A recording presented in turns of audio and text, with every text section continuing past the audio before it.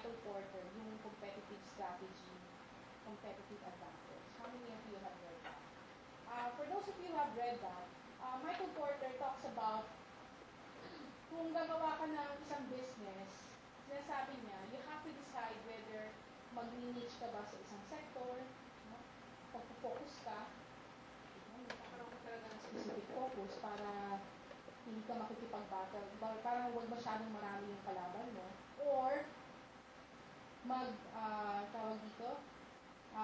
maglalaban ka on cost leadership, babaksak ang yung presyo mo, para yun ang advantage mo. Your competitors can never compete with you at the price level that you are offering. Or you can go for the model of differentiation. Yung magkaroon ka ng uniqueness. No? Yun yung Michael Porter way. So, siguro isang example, let's say si Mike, pwedeng e-commerce din siya, pareho kami ng team, pero meron siyang differentiation. Ang differentiation niya, the way he advocates on the level of technical detail. Talagang full circle yung na-advocate niya. Nandun siya sa level na yun. So, naka-meet siya ron. Meaning, kakita ko, I would not go to that sphere kasi hindi ko expertise yun. Pero yun, dahil yun ang expertise niya, yun ang niche niya. So, yun yung competitive advantage niya. Now, that is from a Michael Porter perspective. Merong isang perspective nila na uso, yung Blue Ocean Strategy. Kay Chan and Monet.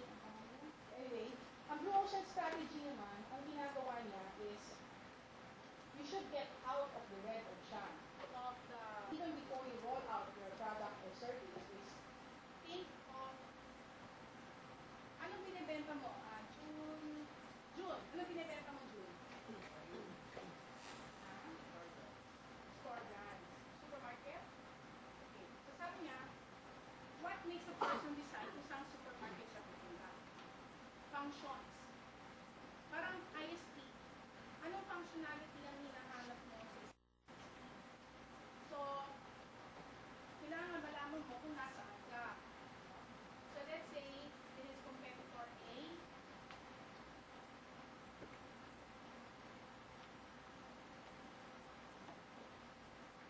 Tapos, ano yung mga features na hinahanap ng tao?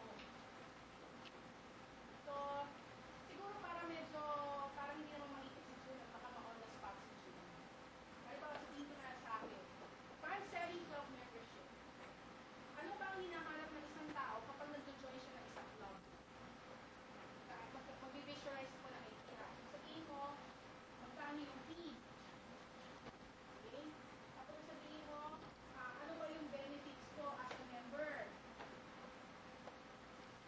Tapos gusto niya malaman, gaano ba kalaki yung community? O anong klaseng tao ang nandyan? Community. Etc. Pag nag-blue ocean strategy ka, alam mo dapat kung nasaan ka at nasaan yung mga kalaban mo. So, let's say tatlo kayo naglalaban, ang score nyo 150.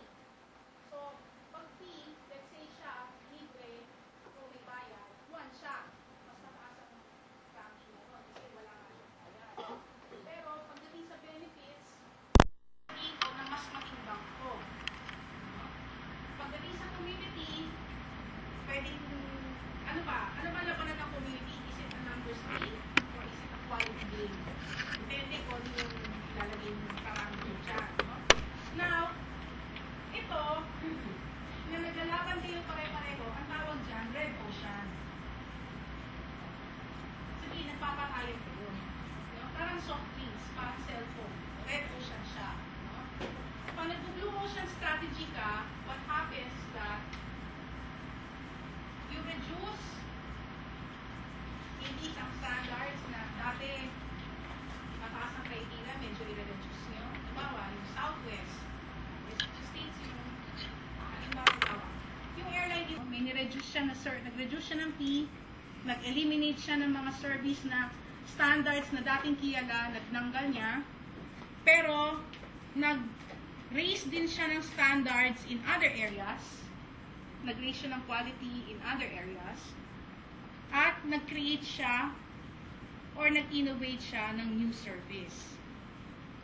And as a result, nag-create siya ngayon ng new functionalities na hindi nag-i-exist noon. At nagkaroon siya ng tinatawag na Blue Ocean. Kasi, uncontested marketplace.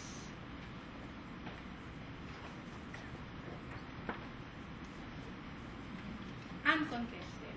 So, meaning, wala kang kalaban, no? Parang pwede kang mag-create ng areas na wala kang makakalaban. So, ang tanong dyan, does that only exist in the real world? It can also exist in the online world, no? Depende yan, parang how Amazon.com has reinvented itself. Google, from a search engine, has reinvented itself to become an advertising engine.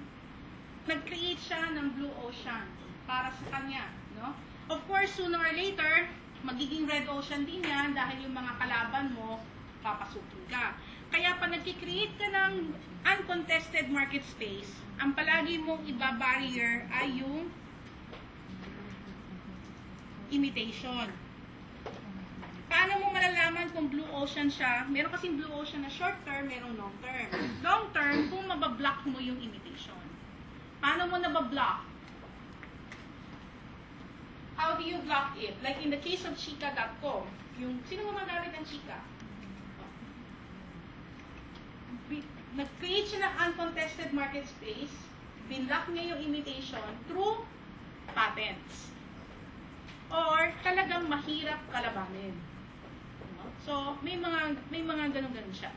So, sure to say is, no matter how small your company is, or no matter how small your ideas are, it doesn't stop you na mag-Blue Ocean ka. For me, kahit simple lang yung club, simple concept lang yung book,